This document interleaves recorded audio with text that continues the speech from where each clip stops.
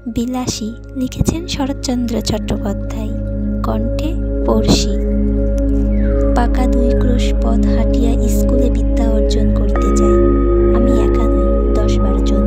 যাহাদেরই বাটি পল্লীগ্রামে, তাহাদেরই ছেলেদের 80 জনকে এমনি করিয়া বিদ্যা লাভ করিতে হয়। ইহাতে লাভের অঙ্কে শেষ পর্যন্ত একেবারে শূন্য না পড়িলেও যাহা পড়ে তাহাতে হিসাব করিবার পক্ষে এই কয়টা কথা চিন্তা করিয়া দেখিলেই যথেষ্ট হইবে যে ছেলেদের সকাল 8টার মধ্যে বাহির হইয়া যাতায়াতে 4 ক্রোশ পথ ভাঙিতে হয়। 4 ক্রোশ মানে 8 মাইল নয়, ঢের বেশি। বর্ষার দিনে মাথার উপর মেঘের জল, পায়ের নিচে 1 হাঁটু কাদা, এবং গ্রীষ্মের দিনে জলের বদলে কড়া সূর্য এবং কাদার বদলে ধুলার সাগর সাঁতার দিয়া স্কুল ঘর করিতে হয়। সেই দুর্ভাগা বালকদের মা সরস্বতী খুশি হইয়া বর দিবেন কি, তাহাদের যন্ত্রণা দেখিয়া কোথায় যে তিনি লুকাইবেন ভাবিয়া পান না। তারপরে এই কৃতবিদ্য শিশুর দল বড় হইয়া একদিন গ্রামের রসুন আর ক্ষুধার জ্বালায় অন্যত্রই যান। তাদের 4 ক্রোশ হাঁটা বিদ্যার তেজ আত্মপ্রকাশ করিবেই করিবে। কেহ কেহ বলেন, শুনিয়াছি, আচ্ছা যাদের ক্ষুধার জ্বালা তাদের কথা না হয় নাই ধরিলাম, কিন্তু যাদের সে জ্বালা নাই, তেমন সব ভদ্রলোকই বা কি সুখে গ্রামে ছাড়িয়া পলায়ন করেন? তারা বাস করিতে থাকিলে তো পল্লীর এত দুর্দশা হয় না। ম্যালেরিয়া কথাটা না হয় নাই পড়িলাম, সে থাক, কিন্তু ওই 4 ক্রোশ হাঁটার জ্বালায় কত ভদ্রলোকেরই যে ছেলেপুলে লইয়া গ্রাম ছাড়িয়া শহরে পালান, তাহার আর সংখ্যা নাই। তারপর একদিন ছেলেপুলের পড়াও শেষ হয় বটে, তখন কিন্তু শহরের সুখ সুবিধায় রুচি লইয়া আর তাদের গ্রামে ফিরিয়া আসা চলে না। কিন্তু থাক এ সকল বাজে কথা। স্কুলে যাই 2 ক্রোশের মধ্যে, এমন আরও তো 2-3খানা গ্রাম পার হইতে হয়। কার বাগানে আম পাকিতে শুরু করিয়াছে, কোন বনে বৈচি ফল অপর্যাপ্ত ফলিয়াছে, কার কাছে কাঁঠাল এই পাকিল বলিয়া, কার বর্তমান রম্ভার কালি কাটিয়া লইবার অপেক্ষা মাত্র, আর কানাচে ঝোপের মধ্যে আনারসের গায়ে রং ধরিয়াছে, কার পুকুর পাড়ের খেজুর মতি কাটিয়া খাইলে ধরা পড়িবার সম্ভাবনা অল্প। এইসব খবর লইতেই সময় যায়। কিন্তু আসলে যা বিদ্যা, কামস্কাটকার রাজধানীর নাম কি, এবং সাইবেরিয়ার খনির মধ্যে রূপা মেলে না সোনা মেলে, এই সকল দরকারি তথ্য অবগত হইবার ফুরস্তি মেলে না। কাজেই এক্সামিনের সময় এডেন কি জিজ্ঞাসা করিলে বলি পার্সিয়ার বন্দর, আর হুমায়ুনের বাপের নাম জানিতে চাইলে লিখিয়া দিয়া আসি তোগলব খা, এবং আজ 40-এর কোটা পার হইয়াও দেখি ও সকল বিষয়ে ধারণা প্রায় একরকমই আছে। তারপরে প্রমোশনের দিন মুখ ভার করিয়া বাড়ি ফিরিয়া আসিয়া কখনো বা দল বাঁধিয়া মতলব করি মাস্টারকে ঠেঙানো উচিত, কখনো বা ঠিক করি এমন বিশ্রী স্কুল ছাড়িয়ে দেওয়াই কর্তব্য। আমাদের গ্রামের একটি ছেলের সঙ্গে মাঝে মাঝে স্কুলের পথে দেখা হইত। তাহার নাম ছিল মৃত্যুঞ্জয়। আমাদের চেয়ে সে বয়সে অনেক বড়, 3rd ক্লাসে পড়িত। কবে সে যে প্রথম 3rd ক্লাসে উঠিয়াছিল এই খবর আমরা কেহই জানিতাম না। সম্ভবত তাহা প্রত্নতাত্ত্বিকের গবেষণার বিষয়। আমরা কিন্তু তাহার ওই 3rd ক্লাসটাই চিরদিন দেখিয়া আসিয়াছি। তাহার 4th ক্লাসে পড়ার ইতিহাস কখনো শুনি নাই। 2nd ক্লাসে উঠিবার খবরও কখনো পাই নাই। মৃত্যুজন্মের বাপ মা ভাই বোন কেহই ছিল না। ছিল শুধু গ্রামের এক প্রান্তে একটা প্রকাণ্ড আম কাঁঠালের বাগান, আর তার মধ্যে একটা প্রকাণ্ড পুরো বাড়ি, আর ছিল এক জ্ঞাতি খুড়া। খুড়ার কাজ ছিল ভাইপোর নানাবিধ দুর্নাম রটনা করা। সে গাঁজা খায়, সে গুলি খায়, এমনকি আরো কত কি। তার আর একটা কাজ ছিল বলিয়া বেড়ানো। ওই বাগানের অর্ধেকটা তার নিজের অংশ নালিশ করিয়া দখল করার অপেক্ষা মাত্র। অবশ্য দখল একদিন তিনি পাইয়াছিলেন বটে, কিন্তু সে জেলা আদালতে নালিশ করিয়া নয়, ওপরের আদালতের হুকুমে। কিন্তু সে কথা পরে হইবে।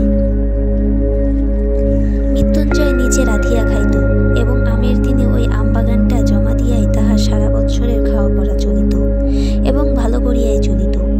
যেদিন দেখা হইয়াছে সেই দিনই দেখিয়াছি ছেঁড়া খোড়া মলিন বইগুলো বগলে করিয়া পথের একধার দিয়া নীরবে চলিয়াছে। তাহাকে কখনো কারোর সহিত যাচিয়া আলাপ করিতে দেখিয়া নাই, বরঞ্চ উপযোজক হইয়া কথা কহিলাম আমরাই। তাহার প্রধান কারণ ছিল এই যে দোকানে খাবার কিনিয়া খাওয়াইতে গ্রামের মধ্যে তার জোর ছিল না।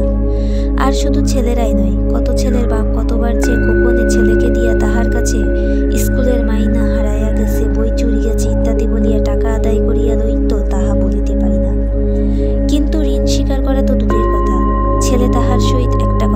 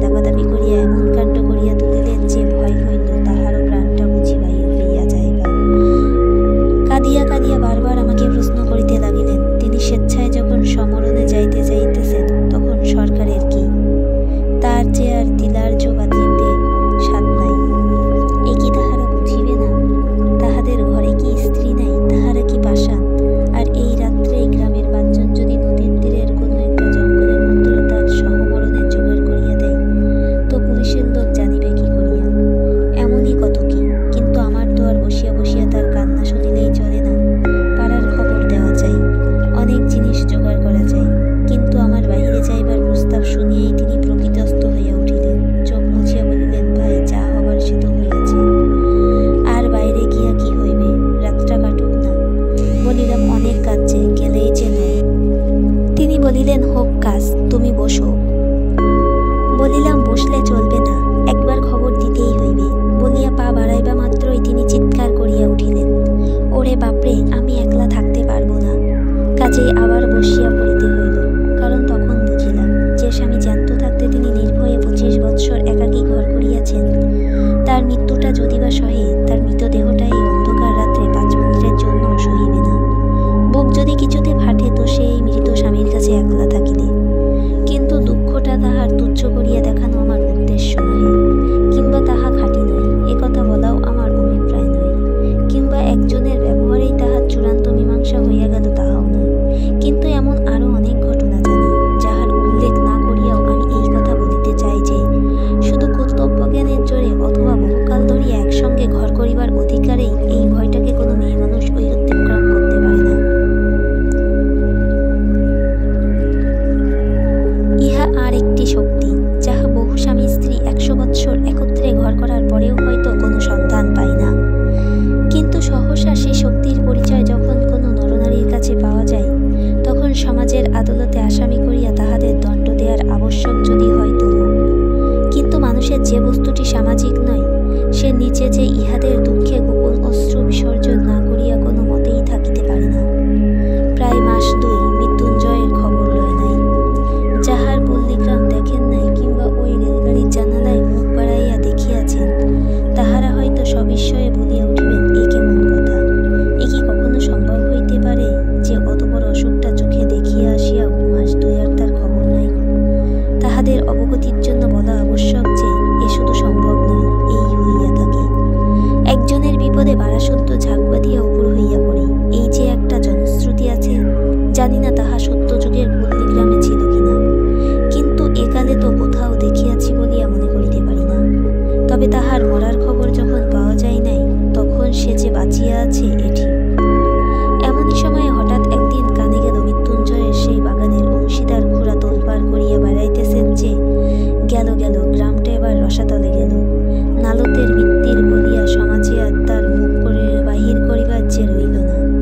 অকাল কুষ্মাণ্ডটা একটা সাপুরের মেয়ে নিকা করিয়া ঘরে আনিয়াছে।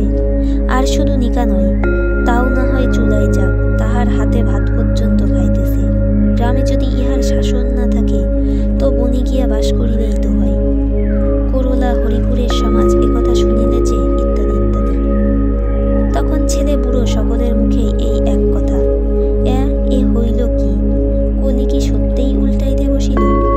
খুড়া বলিয়া বেড়াইতে লাগিলেন, এ যে ঘটিবে তিনি অনেক আগেই জানতেন। তিনি শুধু তামাশা দেখিতেছিলেন, কোথাকার জল কোথায় গিয়া পড়ে। নইলে পর নয়, প্রতিবেশী নয়, আপনার ভাইপো, তিনি কি বাড়ি লইয়া যাইতে পারিতেন না? তাহার কি ডাক্তার বৈদ্য দেখাবার ক্ষমতা ছিল না? তবে কেন যে করেন নাই? এখন দেখুন সবাই, কিন্তু আর তো চুপ করিয়া থাকা যায় না। এ যে মৃত্যুর বংশের নাম ডুবিয়া যায়, গ্রামের যে মুখ পড়ে। তখন আমরা গ্রামের লোক মিলিয়া যে কাজটা করিলাম, তাহা মনে করিলে আমি আজও লজ্জায় মরিয়া যাই। খুড়া চলিলেন নালতের মৃত্যুর বংশের অভিভাবক হইয়া, আর আমরা 10-12 জন সঙ্গে চলিলাম গ্রামের বদন দগ্ধ না হয় এই জন্য। মৃত্যুঞ্জয়ের পোড়োবাড়িতে গিয়ে যখন উপস্থিত হলাম, তখন সবেমাত্র সন্ধ্যা হইয়াছে। মেয়েটি ভাঙা বারান্দায় একধারে রুটি করিতেছে। অকস্মাৎ লাঠিসোঁটা হাতে এতগুলি লোক উঠানের উপর দেখিয়া ভয়ে নির্বন্ন হইয়া গেল। খুড়া ঘরের মধ্যে উকি মারিয়া দেখলেন মৃত্যুঞ্জয় শুইয়া আছে। চট করিয়া শিকলটা টানিয়া দিয়া সেই ভয়ে মৃতপ্রায় মেয়েটিকে সম্ভাষণ শুরু করিলেন। বলা বাহুল্য, জগতের কোনো খুড়া কোনো কালে বোধ করি ভাইপোর স্ত্রীকে ওরূপ সম্ভাষণ করে নাই। সে এমনই যে মেয়েটি হীনসাপুরের মেয়ে হইয়াও তাহা সহিতে পারিল না। চোখ তুলিয়া বলিল, বাবা আমারে বাবুর সাথে নিকা দিয়াছে জানেন। খুড়া বলিলেন, তবে রে, ইত্যাদি ইত্যাদি, এবং সঙ্গে সঙ্গেই 10-12 জন বীর দর্পে হুঙ্কার দিয়া তাহার ঘাড়ে পড়িল।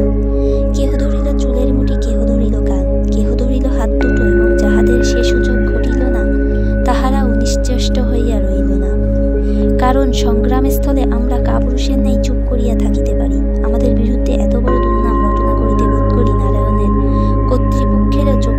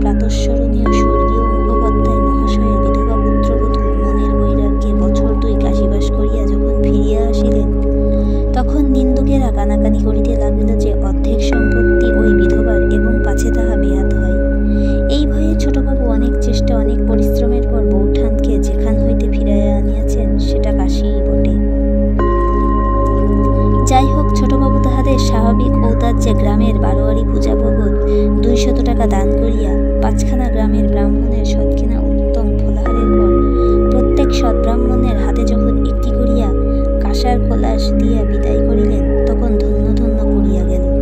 এমনকি পথে হাসিতে অনেকেই দেশের দশের কল্যাণের নিমিত্ত কামনা করিতে লাগিলেন। এমন সব যারা বড়লোক, তাদের বাড়িতে বাড়িতে মাসে মাসে এমন সদ্যানুষ্ঠানের আয়োজন হয় না কেন? কিন্তু যাক, মহত্বের কাহিনী আমাদের অনেক আছে, যুগে যুগে সঞ্চিত হইয়া প্রায় প্রত্যেক পল্লীবাসীর দ্বারেই স্তূপাকার হইয়া উঠিয়াছে। এই দক্ষিণবঙ্গের অনেক পল্লীতে অনেক দিন ঘুরিয়া গৌরব করিবার মতো অনেক বড় বড় ব্যাপার প্রত্যক্ষ করিয়াছি। চরিত্রেই বলো, ধর্মেই বলো, সমাজেই বলো, আর বিদ্যাতেই বলো, শিক্ষা একেবারেই পুরা হইয়া আছে। এখন শুধু ইংরেজকে কষিয়া গালিগালাজ করিতে পারলে দেশটা উদ্ধার হইয়া যায়। বছরখানেক গত হইয়াছে, মশার কামড় আর সহ্য করিতে না পারিয়া সবেমাত্র সন্ন্যাসীগিরিতে ইস্তফা দিয়া ঘরে ফিরিয়াছি। একদিন দুপুরবেলা ক্রোশ 2 দূরের মালাপাহাড় ভিতর দিয়া চলিয়াছি। হঠাৎ দেখি একটা কুটিরের দ্বারে বসিয়া মৃত্যুঞ্জয়। তাহার মাথায় গেরুয়া পাগড়ি, বড় বড় দাড়ি চুল, গলায় রুদ্রাক্ষ ও পুঁতির মালা। কে বলবে এ আমাদের সেই মৃত্যুঞ্জয়? কায়স্থের ছেলে, একটা বছরের মধ্যেই জাত দিয়া একেবারে পুরো দস্তুর সাপুড়ে হইয়া গিয়াছে। মানুষ কত শীঘ্র যে তাহার 14 পুরুষের জাতটা বিসর্জন দিয়া আরেকটা জাত হইয়া উঠিতে পারে, সে এক আশ্চর্য ব্যাপার।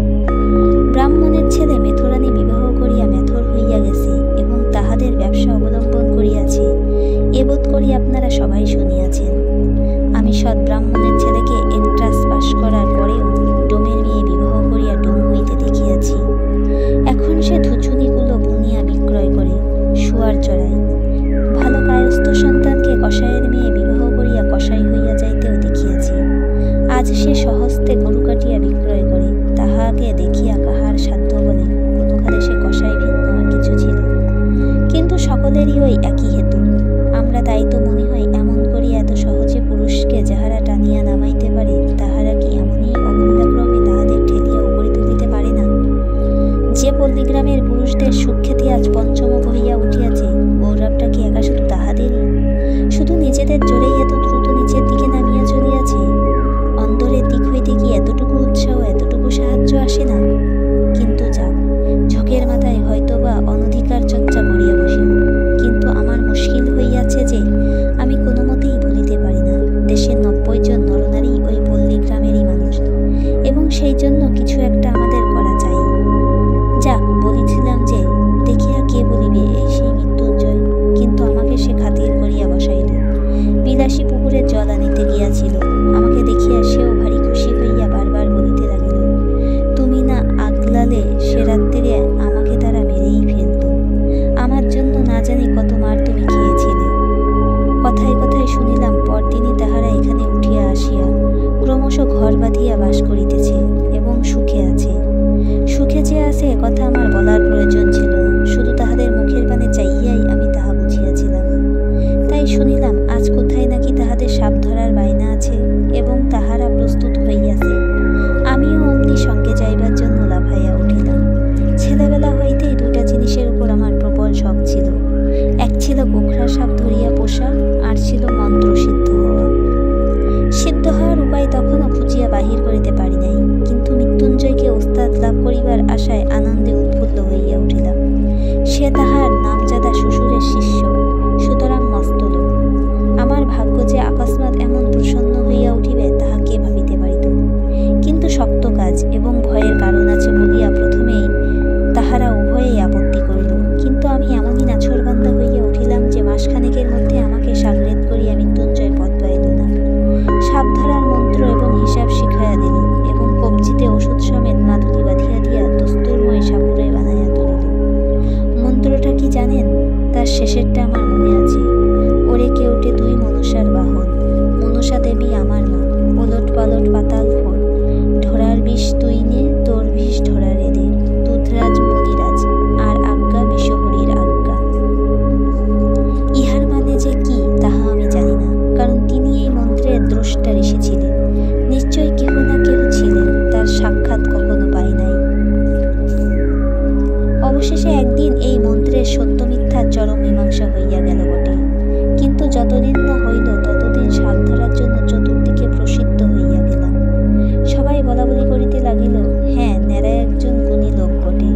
সন্ন্যাসী অবস্থায় কামাখ্যায় গিয়ে সিদ্ধ হইয়া আসিয়াছে। এতটুকু বয়সের মধ্যে এত বড় ওস্তাদ হইয়া অহংকারে আমার মাটিতে পা পড়ে না। এমনই জো হইল। বিশ্বাস করিল না শুধু দুইজন। আমার গুরু যে, সে তো ভালো মন্দ কোনো কথাই বলিত না, কিন্তু বিলাসী মাঝে মাঝে মুখ টিপে হাসিয়া বলিত, ঠাকুর, এসব ভয়ঙ্কর জানোয়ার, একটু সাবধানে নাড়াচাড়া করো। বস্তুত বিষ দাঁত ভাঙা, সাপের মুখ হইতে বিষ বাহির করা প্রভৃতি কাজগুলো আমি অবহেলার সহিত করিতে শুরু করিয়াছিলাম, যে সেসব মনে পড়িলে আমার আজও গা কাঁপে। আশার কথা হইতেছে এই যে, সাপ ধরাও কঠিন নয়, এবং ধরা সাপ 2-4 দিন হাঁড়িতে পুড়িয়া রাখার পরে তাহার বিষ দাঁত ভাঙাই হোক আর না হোক, কিছুতেই কামড়াইতে চাহে না। চক্র তুলিয়া কামড়াইবার ভান করে, ভয় দেখায়, কিন্তু কামড়ায় না। মাঝে মাঝে আমাদের গুরু শিষ্যের সহিত বিলাসী তর্ক করিত। সাপুড়েদের সবচেয়ে লাভের ব্যবসা শিকড় বিক্রি, যা দেখাবা মাত্রই সাপ পালাইতে পায় না, কিন্তু তার পূর্বে সামান্য একটু কাজ করিতে হইত। যে সাপটা শিকড় দেখিয়া পালাইবে, তাহার মুখে একটা লোহার শিক পুরাইয়া বার কয়েক ছাকা দিতে হয়। তারপর তাহাকে শিকড়ি দেখানো হোক আর একটা কাঠিই দেখানো হোক, সে কোথায় পালাবে তা ভাবিয়া পাই না। এই কাজটার বিরুদ্ধে বিলাসী ভয়ানক আপত্তি করিয়া মৃত্যুঞ্জয়কে বলিত, দেখো, এমন করে মানুষ ঠকায়ও না। মৃত্যুঞ্জয় কহিত, সবাই করে, এতে দোষ নেই। বিলাসী বলিত, করুক গে সবাই, আমাদের তো খাবার ভাবনা নেই, আমরা কেন মিছামিছি লোক ঠকাতে যাই। আরেকটা জিনিস আমি বারবার লক্ষ্য করিয়াছি, সাপ ধরার বায়না আসিলেই বিলাসী নানা প্রকারে বাধা দিবার চেষ্টা করিত। আজ শনিবার, আজ মঙ্গলবার, এমনি কত কি। মৃত্যুঞ্জয় উপস্থিত না থাকিলে সে তো একেবারেই ভাগাইয়া দিত, কিন্তু উপস্থিত থাকিলে মৃত্যুঞ্জয় নগদ টাকার লোভ সামলাইতে পারিত না। আর আমার তো এরকম নেশার মতো হইয়া দাঁড়াইয়াছিল। নানা প্রকারে তাহাকে উত্তেজিত করিবার চেষ্টায় ত্রুটি করিতাম না। বস্তুত ইহার মধ্যে মজা ছাড়া ভয় যে কোথায় ছিল, এ আমার মনে স্থান পাইত না। কিন্তু এই পাপের দণ্ড আমাকে একদিন ভালো করিয়াই দিতে হইল। সেদিন 1.5 ক্রোশ দূরে এক গোয়ালার বাড়িতে সাপ ধরিতে গিয়াছি।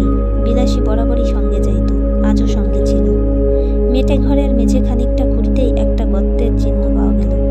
আমরা কেহই লক্ষ্য করি নাই, কিন্তু বিলাসী সাপুরের মেয়ে। সে হেঁট হইয়া কয়েক টুকরা কাগজ তুলিয়া লইয়া আমাকে বলিল, ঠাকুর, একটু সাবধানে করুন, সাপ একটা নয়, একজোড়া তো আছে বটেই, হয়তোবা বেশি থাকিতে পারে। মৃত্যুঞ্জয় বলিল, এরা যে বলে একটাই এসে ঢুকেছে, একটাই দেখতে পাওয়া গেছে। বিলাসী কাগজ দেখায়া কহিল, দেখছো না, বাসা করেছিল। মৃত্যুঞ্জয় কহিল, কাগজ তো ইঁদুরেও আনতে পারে। বিলাসী কহিল, 2 হতে পারে, কিন্তু 2টো আছে আমি বলছি। বাস্তবিক বিলাসের কথাই বলিল, এবং মর্মান্তিকভাবেই সেদিন বলিল। মিনিট 10-এর মধ্যে একটা প্রকাণ্ড খরিশ গোখরে ধরিয়া ফেলিয়া মৃত্যুঞ্জয় আমার হাতে দিল, কিন্তু সেটাকে ঝাঁপির মতো পুড়িয়া ফিরিতে না ফিরিতেই মৃত্যুঞ্জয় উপরিয়া নিঃশ্বাস ফেলিয়া বাহিরে আসিয়া দাঁড়াইল। তাহার হাতের উল্টা পিঠ দিয়ে ঝরঝর করিয়া রক্ত পড়িতেছিল। প্রথমটা যেন সবাই হতবুদ্ধি হইয়া গেলাম, কারণ সাপ ধরিতে গেলে সে পালাইবার জন্য ব্যাকুল না হইয়া বরঞ্চ গর্ত হইতে এক হাত মুখ বাহির করিয়া দংশন করে। এমন অভাবনীয় ব্যাপার জীবনে এই একটিবার দেখিয়াছি। পরক্ষণেই বিলাসী চিৎকার করিয়া ছুটিয়া গিয়া আঁচল